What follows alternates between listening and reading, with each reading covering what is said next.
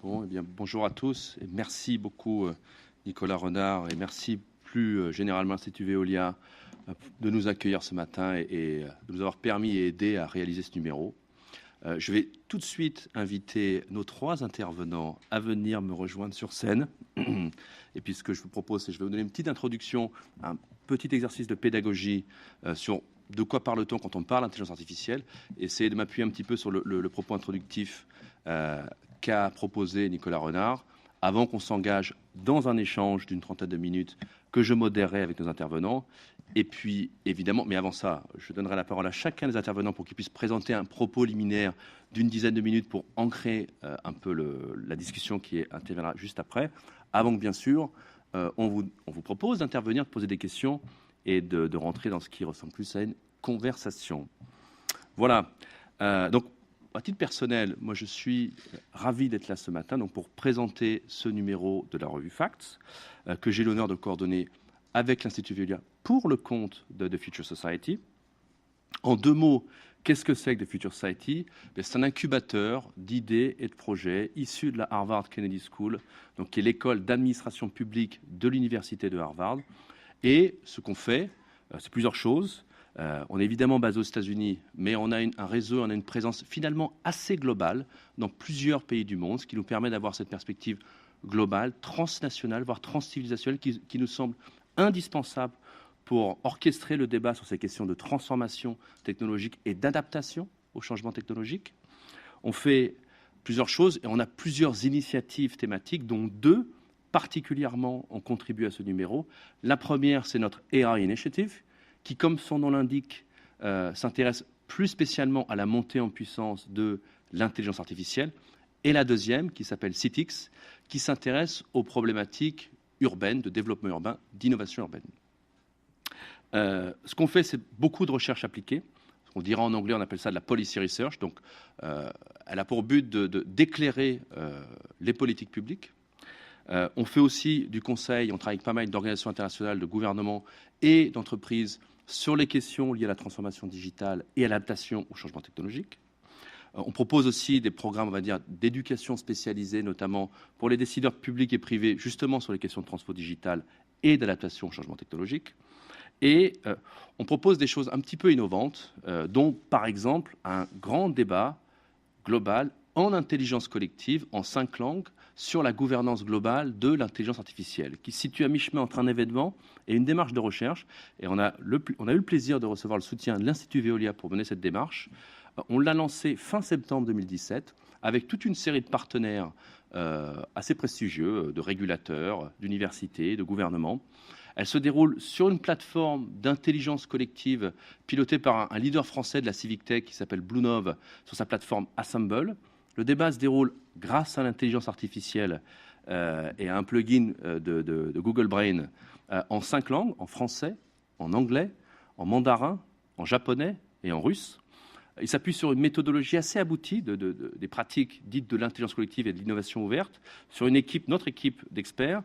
Et il a pour but de mettre en dialogue des praticiens, des experts, des gouvernants, des citoyens, des artistes, avec une série d'événements offline et online sur les questions dont on va parler ce matin.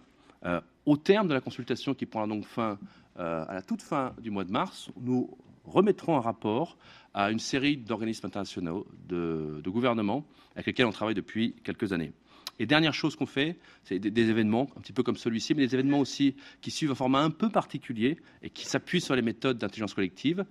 Et ce qu'on vient de faire typiquement le 10 février dernier à Dubaï, aux Émirats arabes unis, avec le ministre d'État des Émirats arabes unis en charge de l'intelligence artificielle. On a fait un atelier d'intelligence collective qui a rassemblé une centaine des meilleurs experts mondiaux de la question, du privé, du public, des régulateurs, pour justement plancher ensemble sur la gouvernance mondiale de l'intelligence artificielle. Vaste question complexe, mais à laquelle il faut s'atteler. Voilà, pour cette petite introduction sur ce que c'est que The Future Society. Je ne vais pas revenir sur ce qu'il y a, parce que Nicolas Renard a fait une brillante introduction du numéro qu'on vous présente aujourd'hui. Simplement vous dire qu'il rassemble une vingtaine d'articles, qu'il est un peu particulier au sens où il y a quelque chose d'assez normal, qui mélange des articles de type analytique, des interviews d'experts et de praticiens, et, on va dire, des explorations de remontée de terrain. Et c'est quelque chose qui est important, qui fait partie de l'identité de la revue Facts. Et puis ce numéro a peut-être une touche un tout petit peu particulière, qui est qu'il mélange un aspect très opérationnel et un aspect un peu prospectif, parce que quand on s'intéresse à l'intelligence artificielle, il faut bien se dire qu'elle est déjà présente. Les algorithmes agissent beaucoup dans nos vies déjà, au travers de différents systèmes, et notamment en ville, on va en parler, mais qu'une grande révolution se dessine devant nous. Les experts ont beau être en total désaccord sur la magnitude et la vélocité de ce qui nous attend, ils sont tous d'accord pour reconnaître qu'on a en face de nous au moins une révolution industrielle. Mais une révolution industrielle qui ne frappe pas 1 milliard d'êtres humains, comme ça a été le cas au début du XIXe siècle, alors que la première révolution industrielle démarrait, mais qui frappe plus de 7 milliards d'êtres humains, et demain peut-être 9. Une révolution industrielle dont la vélocité semble être bien supérieure à ce qu'on a connu avec la première, la deuxième, la troisième. On ne parle pas d'un demi-siècle, on parle peut-être de plusieurs décennies. Et une révolution industrielle qui se déroule dans un cadre où, on va dire, la tolérance collective à la violence et les aspirations en matière de liberté n'ont rien à voir par rapport à ce qu'on a connu au 19e, au 20e siècle. L'exode rural qui a marqué, par exemple, la première et la deuxième révolution industrielle, a été marqué par des épisodes traumatiques pour des millions de personnes. Je ne suis pas sûr et c'est une excellente nouvelle, qu'on ait aujourd'hui la tolérance pour ce type d'épisode. Donc, en gros, ça ne va pas se faire sans friction. La transition professionnelle sur 20 ans plutôt que 100, de 7 milliards d'habitants plutôt que de 1, à l'heure des mondes interconnectés, à l'heure de l'économie de l'attention, ne va pas se faire sans friction. Voilà. Et avant qu'on commence, je donne la parole à nos intervenants, peut-être faire un petit, j'ai envie de dire, un exercice pédagogique sur de quoi parle-t-on quand on parle d'intelligence artificielle. Parce que c'est une notion qui est très confuse, dont les frontières sont mal définies, qui a une histoire, qui a un passé, qui a un passif. Et j'ai envie de la définir, pour commencer, comme un imaginaire collectif. Et c'est important. C'est avant tout un imaginaire collectif. On y projette nos peurs, nos aspirations, nos espoirs. Et il faut bien reconnaître qu'à l'heure actuelle, avec la renaissance de l'intelligence artificielle, qui suit 3 tendances que je vais vous présenter juste après, il y a une forme, on va dire, d'hystérie collective, d'excitation collective, à la fois pour le meilleur, pour s'approprier les énormes opportunités en matière de gain de productivité, en matière de santé, en matière de transport, mais aussi, on en parlait, en matière de transition professionnelle et de mouvement d'automatisation des tâches. Donc, il ne faut vraiment pas oublier que c'est un imaginaire, et c'est un imaginaire qui, pour la plupart, nous vient d'outre-Atlantique quand même. Et donc, nous, Européens, avons pour beaucoup une position de peur, de méfiance vis-à-vis de quelque chose qui ressemble à, certains diraient, comme Laurent Alexandre, une colonisation à l'ère numérique. Donc, il y a une peur, et la peur, elle n'est pas complètement illégitime. Aussi, il faut la respecter, parce qu'il y a des enjeux, on se le redit. Les experts ne sont pas du tout d'accord sur la vélocité et la magnitude de la montée en puissance de l'IA. Ce qu'on appelle l'IA forte, qui serait capable de reproduire des fonctions cognitives proches de la diversité, de la richesse des fonctions cognitives du cerveau, pour certains, elle n'adviendra jamais. Pour d'autres, elle peut advenir dans les 20 ans qui viennent. Donc il y a une énorme disparité des points de vue s'agissant de ce qui nous attend. Donc cette notion d'imaginaire, elle est importante de mon point de vue pour ancrer le débat. On en reparlera tout à l'heure, notamment avec Mathieu Sojo, s'agissant de l'imaginaire collectif du véhicule autonome, qui est finalement assez politique et qui embarque avec lui certaines contradictions. Au bout d'un moment, on ne peut pas vraiment se voiler la face. S'il faut faire voyager des centaines de milliers de voyageurs par jour, le rail a une capacité en matière de volume qui est probablement plus prometteuse que la route, même si la voiture est sans pilote. Quand on parle d'IA, et quand on parle de la renaissance de l'intelligence artificielle, parce que l'IA, c'est avant tout un problème. Il faut se le figurer comme un problème ancien. C'est le problème qui vise à rendre les machines intelligentes. Et c'est un problème auquel s'attachent des scientifiques, qui est quasiment consubstantiel de la naissance des sciences de l'information. Le père de l'informatique, elle est contestée, la paternité. Bon, on peut quand même dire que c'est Alan Turing. Le père du concept même, pas d'intelligence artificielle, mais de la notion qui se tient derrière, c'est Alan Turing. Donc les deux émergent au même moment. L'idée qu'on pourrait transférer et rendre les machines intelligentes est consubstantielle de l'histoire des sciences informatiques. Donc c'est le début des années 50. Hein. Le terme a été défini dans une conférence qui s'est déroulée à Dartmouth en 55 ou en 56, et puis a reçu tout de suite beaucoup d'attention, et puis a connu des hauts et des bas. Pourquoi? Parce que c'est un problème, ça n'est pas une... On va dire, c'est aussi une discipline, mais c'est surtout un problème. Et c'est un problème auquel différentes, on va dire, techniques informatiques sont venues s'attaquer. Et des techniques qui sont finalement assez différentes, assez disparates, qui ont connu au début assez peu de succès, mais qui ont tout de suite attisé beaucoup d'espoir. Et ces espoirs ont, au moins par 2 fois, été grandement douchés. Et donc, il y a eu des hivers et des étés. Donc, ce n'est pas du tout un concept nouveau. Et cette renaissance qu'on vit aujourd'hui, elle est liée à la convergence de 3 facteurs qui sont aujourd'hui la maturité de ce qu'on voit aujourd'hui, elle est liée à la convergence de 3 tendances. La première qui est très ancienne, qui est ce qu'on appelle la loi de Moore, la capacité à en gros doubler la puissance de calcul sur un transistor à isocoup tous les 18, tous les 24 ou tous les 24 mois. C'est une loi qui est une loi empirique qui a été observée et qui a été observée au début des années 60 et qui dure et qui perdure et qui se traduit aujourd'hui par le transfert de la capacité de calcul et sa concentration dans des fermes de calcul, ce qu'on appelle les fameux data centers, le cloud, le nuage. Et cette tendance permet de déployer toujours plus de puissance de calcul à appliquer au travers de l'utilisation de certaines méthodes algorithmiques. Ça continue, c'est pas nouveau. Le machine learning, qui est cette deuxième grande tendance, lui-même n'est pas nouveau. Et notamment, les techniques dont on parle beaucoup aujourd'hui, dites d'apprentissage profond, ces techniques d'apprentissage profond ont été théorisées dans les années 50. Leur théorisation mathématique n'est pas du tout nouvelle. Simplement, dans les années 50, on avait la puissance de calcul pour faire tourner, envisager de faire tourner 2 à 3 couches. Aujourd'hui, avec la puissance de calcul dont on dispose, on est capable de faire tourner des algorithmes très compliqués, des architectures très complexes, avec, on va dire, plusieurs centaines de couches. Quand on a plusieurs centaines de couches, ça commence à devenir tout à fait intéressant. Et le type de corrélation et d'apprentissage machine qu'on peut envisager devient tout à fait intéressant. Et puis, le carburant de cette révolution, ce qui change grandement aujourd'hui, qui n'existait pas il y a 10 ans, c'est ce qu'on appelle le big data. L'Internet des choses et des hommes. L'Internet, the Internet of Everything.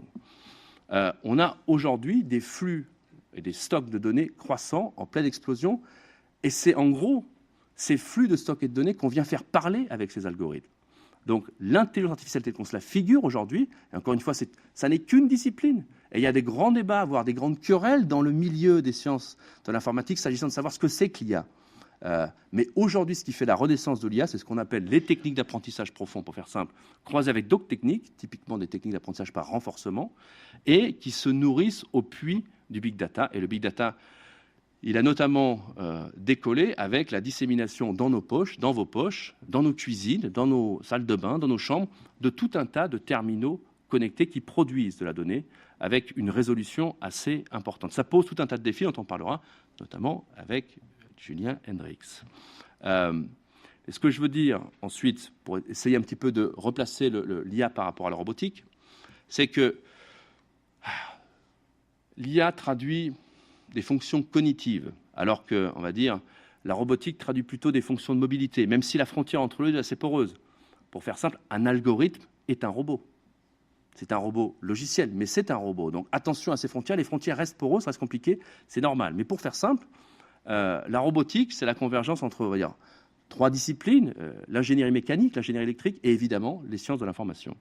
Et les manifestations de la robotique sont plutôt matérielles, alors que les manifestations de l'IA sont plutôt immatérielles. Et ça a des conséquences. À partir du moment où on est dans le matériel, la croissance exponentielle est bien plus difficile à déployer quand on est dans le logiciel. Dans le logiciel, ah oui, répliquer un programme, c'est beaucoup plus facile à isocoup que de refabriquer un bout de métal ou un bâtiment.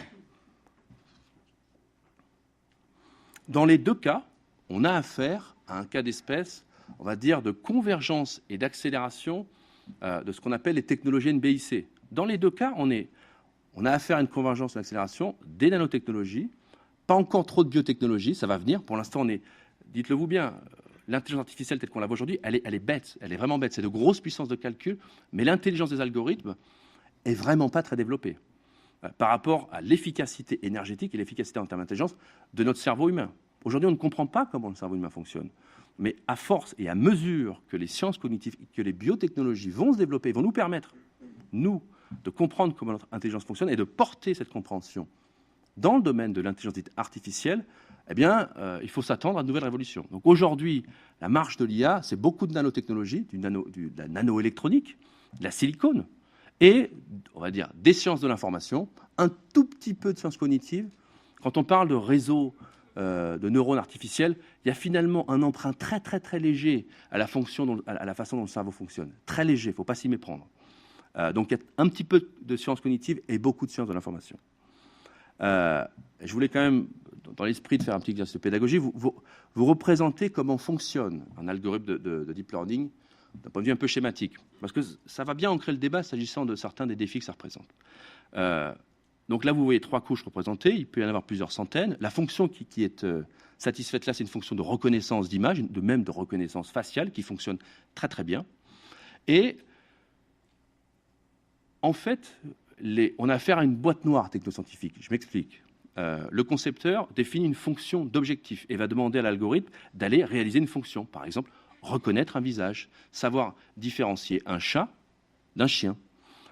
Va laisser par contre les centaines de couches et les nœuds de calcul à l'intérieur de ces couches s'auto-organiser pour satisfaire la fonction. Donc l'homme est à l'entrée, il fait rentrer dans l'algorithme une série des jeux de données assez importants. D'ailleurs, on parle de plusieurs, ça peut varier, mais en tout cas de plusieurs millions de types d'images, dans ce cas-là, va labelliser ces images en indiquant à l'algorithme « ceci est un chat, ceci est un chien », en lui demandant à la sortie « reconnais-moi un chat et un chien ». Et avec une répétition de l'exercice, un grand nombre de répétitions d'exercice, l'algorithme va apprendre à réaliser cette fonction. Mais il faut bien se le dire, les humains sont à l'entrée et à la sortie. Donc on a plus affaire à un système socio-technique, à une intelligence collective, qu'à une intelligence artificielle. Et c'est fondamental, car on va dire de la propreté éthique et technique et de la qualité du jeu de données d'éducation dépend la capacité de l'algorithme à satisfaire la fonction d'une façon également éthique. Les biais cognitifs que nous portons, les biais raciaux que nous portons en nous-mêmes, se traduisent assez, on va dire, naturellement dans les algorithmes si on n'y fait pas attention. Donc la question de savoir comment on constitue un jeu, quelle est l'équipe, quelle est la diversité de l'équipe qu'il constitue, est vraiment importante dans la mesure où, je le répète, c'est important, les concepteurs, les opérateurs des algorithmes d'apprentissage profond ne comprennent pas le fonctionnement granulaire des algorithmes, ne comprennent pas comment les couches s'auto-organisent les unes par rapport aux autres. On a affaire à une boîte noire, et c'est un problème en matière d'éthique, en matière de cybersécurité, parce qu'on sait aujourd'hui leurrer un algorithme d'apprentissage profond.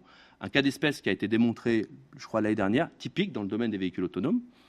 On a su, j'ai envie de dire, en trafiquant le jeu de données, faire croire à un algorithme d'apprentissage profond qu'un panneau stop était en fait un panneau limitation de vitesse à 90 ou 50 km/h.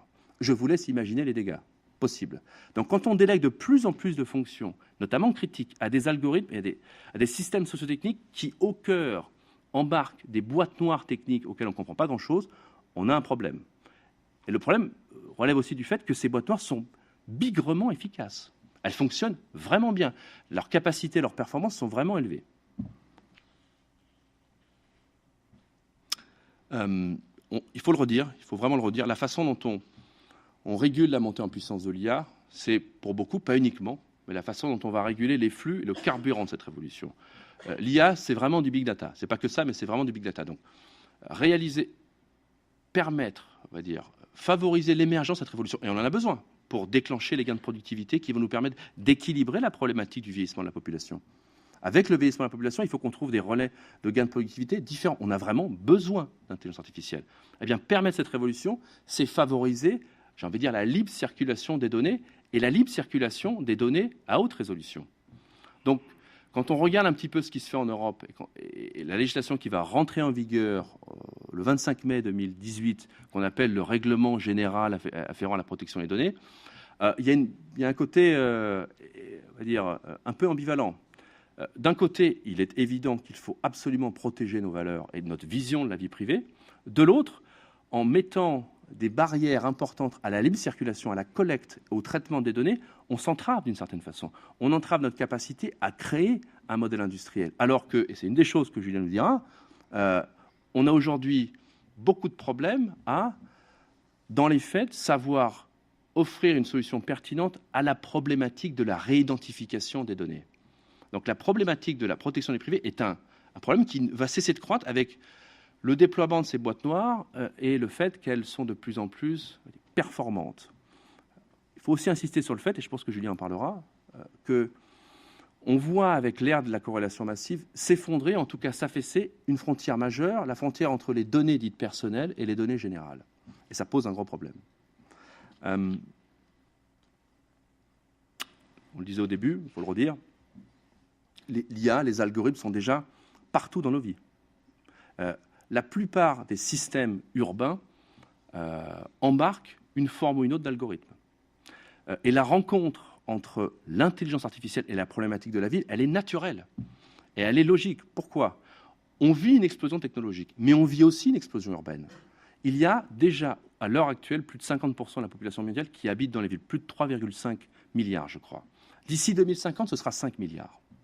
On vit une explosion urbaine, on doit réussir le développement urbain, mais on vit une explosion urbaine qui doit aussi être capable de faire plus avec moins, d'être plus frugale, d'être plus efficiente.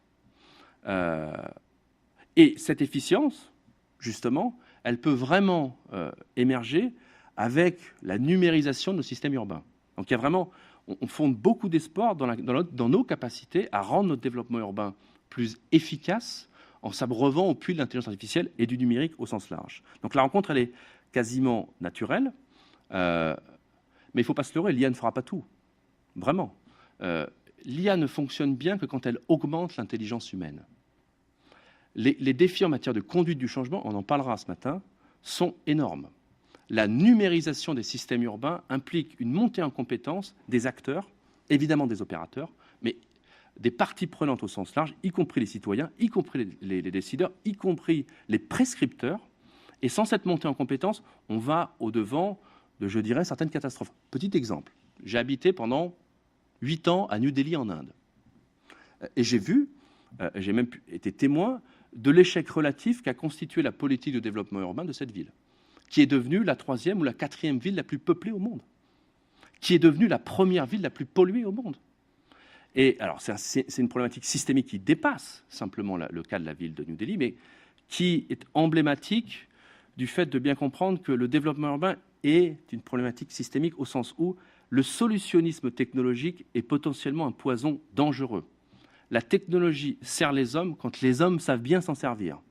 Et donc, déléguer de façon immodérée et inconsidérée tout un tas de fonctions critiques à des machines sans bien comprendre le système sociotechnique qui les anime, c'est prendre de gros risques. J'avais envie de dire, quasiment pour terminer, qu'il faut chevaucher la révolution de l'intelligence artificielle. C'est un petit peu comme un dragon. On en a vraiment besoin et elle est un peu inextricable au sens où elle pose des défis et des problématiques assez complexes.